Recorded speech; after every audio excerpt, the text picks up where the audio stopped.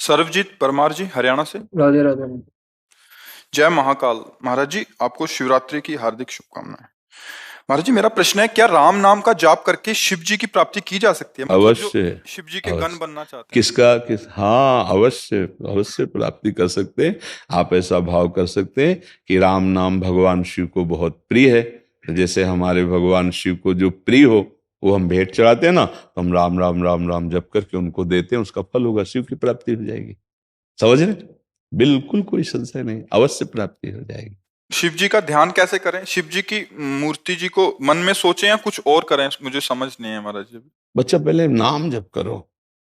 ध्यान का अधिकार एकाग्र और पवित्र मन में होता है। ना एकाग्रता है ना पवित्र मन है तो आंख मूंद के देखो, अंधेरा नजर आएगा ना। पहले नाम जप करो। प्राय सत्संग में सुना होगा, हमने एक का नाम जप करो और नाम का ध्यान करो। अक्षर ब्रह्म है, जे ही नाम का रूप तो देखा नहीं है ना। जैसे प्रश्न हुआ ना कि क्या ध्यान करें, तो नाम है। जैसे राधा, हम अपने राधा राधा वही बार बार हमारे नेत्रों के सामने, वही हृदय में चल रहा, वही श्रवणेंद्रिय से सुन रहे। तो उसी राधा नाम में जो राधा रूप है वही प्रकाशित हो जाएगा। ध्यान नहीं करना पड़ेगा, अपने आप वो रूप प्रकाशित हो जाएगा। देखिए रूप नाम आधीना, नाम जब से रूप का प्रकाश होता है।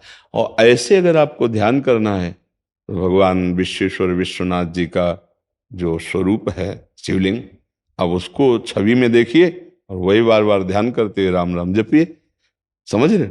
वास्तविक तो जो शिव का स्वरूप है वो प्रकाशित हो जाएगा, भजन से प्रकाशित हो जाएगा।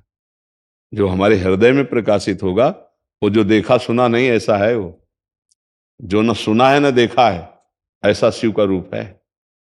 और वो भजन से ही आएगा। जो अभी हम देख रहे हैं सुन रहे हैं ये माया युक्त स्वरूप है।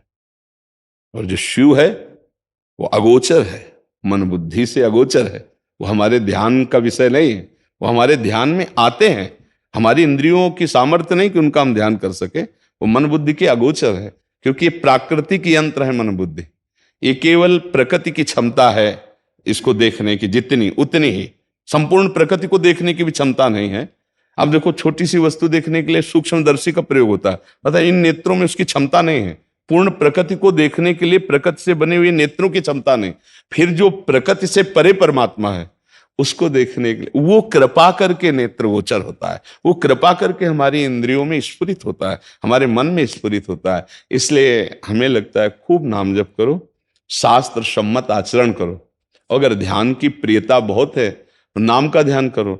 ऐसा भाव नहीं बनता है तो भगवान शिव का जो विश्वेश्वर विश्वनाथ जी या भगवान महाकाल या जो भी भगवान के 12 ज्योतिर्लिंग हैं या और भी भगवान के स्वरूप हैं, उनको देख करके भावना करो। तो चूंकि भावना शिव की हो रही अंदर से, बात वहां तो शिव है ये, बस इसी भावना से शिव का प्रकाश हो जाएगा। बस चलो, चल दो। तो यात्रा पूरी कराना उनका काम है। हम चल रहे हैं, हम भजन शुरू कर दें। ठीक है? राम का नाम जपते हैं तो फिर राम में वो राम राम ध्यान आ जाते हैं। आप ये समझ लो, अगर राम का नाम जप करते हो, शिव की प्राप्ति करना चाहते हो, तो परसेंट होते हैं 100, हम 1000% करें, शिव की प्राप्ति हो जाएगी। क्योंकि राम जी आपको शिव से मिला देंगे और शिव जी आपको राम जी से मिला देंगे। दो है नहीं। वो लीला के लिए कभी वो स्वामी बनते हैं, वो सेवक बनते हैं, कभी वो सेवक बनते हैं, वो स्वामी बनते हैं। रामेश्वर की स्थापना करके आप आराधना कर रहे हैं और हनुमान जी बन करके आप आराधना कर रहे हैं। समझ रहे? अगर राम जी के चरण पकड़ोगे तो वहीं शिव जी मिल जाएंगे, शिव जी के चरण पकड़ोगे तो राम जी के चरण तो पकड़े हुए हैं, मिल जाएंगे। एक है चरण पकड़े सहला रहे हैं, नहीं स्वामी बने बेटे, तो एक है आराधना कर रहे हैं स्वामी मान के उनको। तो ये एक ही है लीला के लिए। ये भगवान हरि और हर ये ऐसा रूप धारण किए। विधि हरि हर ये एक ही भगवान है, अपने स्वरूप को प्रकाशित किए हैं। समझ गए? भेद नहीं है। खूब राम राम जपो। ठीक है?